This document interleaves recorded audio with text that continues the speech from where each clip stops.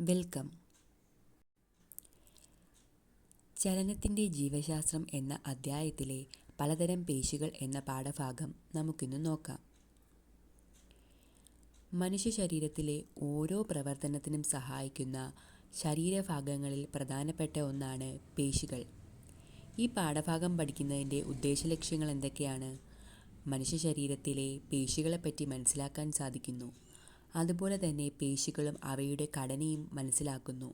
വിവിധതരം പേശികളുടെ സവിശേഷതകൾ മനസ്സിലാക്കാൻ സാധിക്കുന്നു. എന്താണ് പേശികൾ? ജന്തുക്കളിൽ കാണുന്ന 4 അടിസ്ഥാന കലകളിൽ ഒന്നാണ് പേശി.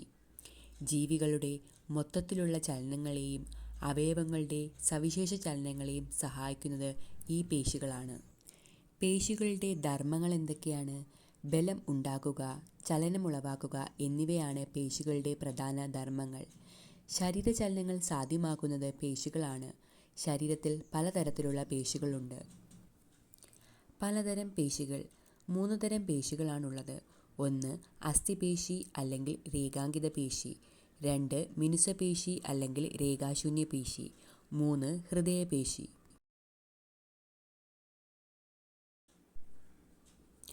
വർഗീകരണം. പേശികളെ എത്രയായിട്ടാണ് വർഗീകരിച്ചിരിക്കുന്നത്? 3 ആയിട്ട്. അസ്ഥിപേശി, ഹൃദയപേശി, മൃദുലപേശി എന്നിങ്ങനെ.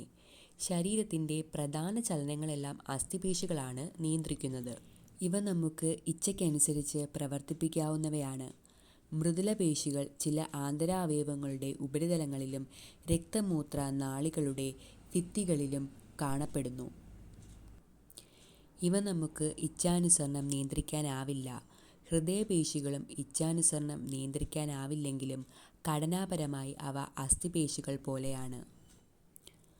അടുത്തതായി പേശികളും അവയുടെ പ്രത്യേകതകളും എന്തൊക്കെയാണെന്ന് നോക്കാം. ഒന്നാമത്തത് അസ്ഥിപേശി അല്ലെങ്കിൽ രേഖാങ്കിത പേശി, സ്കെലിറ്റൽ മസിൽ. പേര് സൂചിപ്പിക്കുന്നത് പോലെ തന്നെ അസ്ഥികളുമായി ചേർന്ന് കാണപ്പെടുന്നു.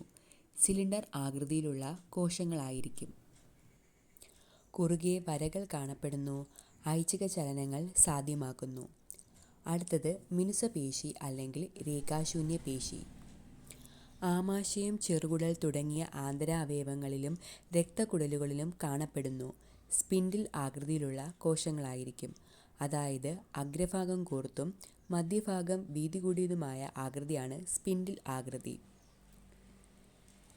മിനുസപേശികൾ കുറുകെ വരകൾ ഇല്ല. അനൈച്ഛിക ചലനങ്ങൾ സാധ്യമാക്കുന്നവയാണ്. അടുത്തത് ഹൃദയപേശി. ഹൃദയപേശി ഹൃദയഭിത്തിയിൽ കാണപ്പെടുന്നു. ശാഖകളായി പിരിഞ്ഞ കോശങ്ങളായിരിക്കും ഹൃദയപേശികൾക്കുള്ളത്. കുറുകെ വരകൾ കാണപ്പെടുന്നു. അനൈച്ഛിക ചലനങ്ങൾ സാധ്യമാക്കുന്നു. അപ്പോൾ നമ്മൾ പേശികളെ പറ്റിയും അവയുടെ സവിശേഷതകളെ പറ്റിയുമാണ് പഠിച്ചത്. നമുക്കറിയാം, നമ്മുടെ ശരീരം എല്ലുകളും പേശികളും ചേർന്നതാണ്. അതിനാൽ ശരീരത്തിലെ പേശികൾ ഒരു മുഴുവൻ മനുഷ്യനെയും സൃഷ്ടിക്കുന്ന ഏറ്റവും പ്രധാനപ്പെട്ട ഘടകങ്ങളിലൊന്നാണെന്ന് പറയാം. പ്രവർത്തനങ്ങളുടെയും അവയുടെ സ്ഥാനത്തിൻ്റെയും അടിസ്ഥാനത്തിൽ പേശികളെ 3 വ്യത്യസ്ത തരങ്ങളായി തിരിക്കാം. ഏതൊക്കെയാണവ? അസ്ഥിപേശി, ഹൃദയപേശി, മൃദുലപേശി അല്ലെങ്കിൽ മിനുസപേശി എന്നിങ്ങനെ പേശികളെ വർഗീകരിച്ചിരിക്കുന്നു. അസ്ഥിപേശി അസ്ഥികളുമായി ചേർന്ന് കാണപ്പെടുന്നു. ഐച്ഛിക ചലനങ്ങൾ സാധ്യമാക്കുന്നു. സിലിണ്ടർ ആകൃതിയിലുള്ള കോശങ്ങളായിരിക്കും. കുറുകെ വരകൾ കാണപ്പെടുന്നു. ആമാശയം, ചെറുകുടൽ തുടങ്ങിയ ആന്തരാവയവങ്ങളിലും രക്തക്കുഴലുകളിലും കാണപ്പെടുന്നവയാണ് മിനുസപേശികൾ. അനൈച്ഛിക ചലനങ്ങൾ സാധ്യമാക്കുന്നു. സ്പിൻഡിൽ ആകൃതിയിലുള്ള കോശങ്ങളായിരിക്കും. ഹൃദയപേശികൾ ഹൃദയഭിത്തിയിൽ കാണപ്പെടുന്നു. അനൈച്ഛിക ചലനങ്ങൾ സാധ്യമാക്കുന്നു. ശാഖകളായി പിരിഞ്ഞ കോശങ്ങളായിരിക്കും ഹൃദയപേശികൾക്കുള്ളത്. അപ്പോൾ ഇന്ന് നമ്മൾ ചർച്ച ചെയ്തത് വിവിധതരം പേശികളെപ്പറ്റിയും അവയുടെ ധർമ്മങ്ങളെപ്പറ്റിയുമാണ്. ഇന്നത്തെ ക്ലാസ് എല്ലാവർക്കും മനസ്സിലായെന്ന് വിശ്വസിക്കുന്നു. Thank you.